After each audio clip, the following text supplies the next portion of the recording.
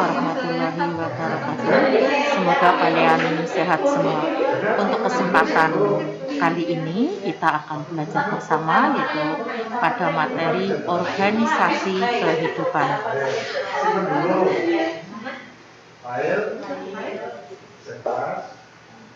Organisasi kehidupan pada makhluk hidup. Organisasi kehidupan pada makhluk hidup dimulai dari urutan yang paling rendah atau paling kecil dari sel, jaringan, organ, sistem organ, organisme atau makhluk hidup. Pada sistem organ terdiri atas meliputi sistem pernapasan dan sistem pencernaan. Organ pada tumbuhan bisa berupa akar, batang, daun, sedang organ pada manusia bisa berupa jantung, paru-paru. Jaringan pada tumbuhan bisa berupa jaringan epitel, xilin, floem, epidermis. Kemudian yang terakhir adalah sel. Sel merupakan unit terkecil dari makhluk hidup.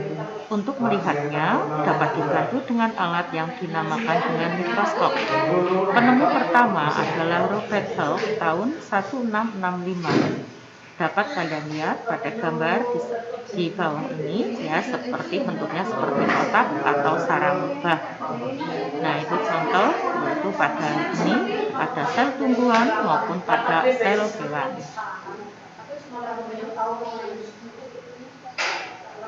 Bagian-bagian sel terdiri atas membran sel atau selaput sel, 2 inti sel, 3 sitoplasma.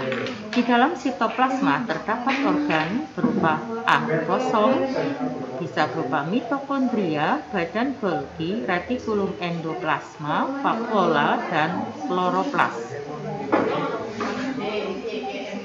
Dapat kalian amati itu gambar ya pada sel tumbuhan, bisa berupa ada dinding sel, selaput plasma, nukleus, retikulum endoplasma, ribosom, sitoplasma, badan Golgi, mitokondria, vakuola, dan kloroplas.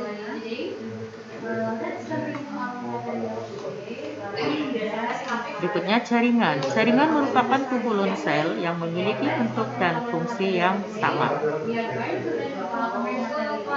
Jaringan pada tumbuhan terdiri atas epidermis, meristem, pengangkut, penyokong, parenhim. Nah, itu contoh jaringan pada daun. Ya. Ini jaringan pada batang tumbuhan monokotil. Jaringan pada hewan terdiri atas jaringan epitel, otot, jaringan saraf, jaringan ikat, jaringan penyokong atau penunjang. 1. Jaringan epitel. Jaringan epitel yang melapisi permukaan dalam dan luar tubuh atau organ, berbentuk pipi, kubus atau silinder.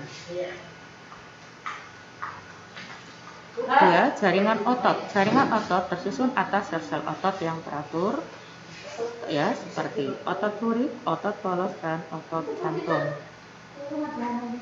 3. Jaringan saraf. Jaringan saraf tersusun atas sel-sel saraf. 4.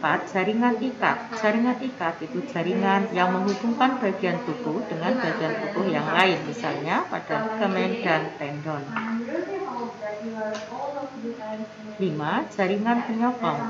Jaringan penyokong dapat memberi bentuk tubuh, melindungi tubuh, dan menguatkan tubuh. Terdiri dari tulang rawan dan tulang keras. Organ merupakan kumpulan dari beberapa jaringan untuk melaksanakan fungsi tertentu.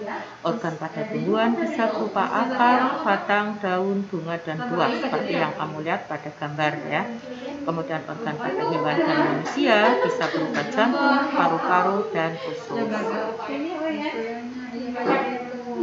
Sistem organ. Sistem organ merupakan kerjasama berbagai sistem organ untuk mendukung satu fungsi di dalam tubuh. Contoh bisa sistem pernapasan atau respirasi, sistem pencernaan atau digestif, dan sistem peredaran darah atau transportasi. Nah, itu untuk contoh organ pada manusia. Bisa berupa jantung dan pembuluh darah. Ayo perhatikan. Nah, itu tadi ya, ini semua.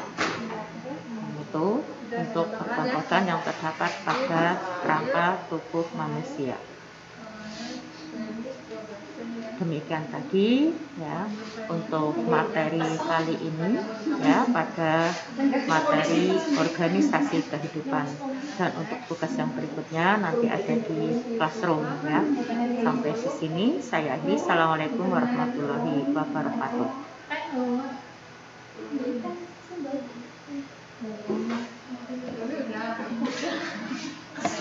Ini di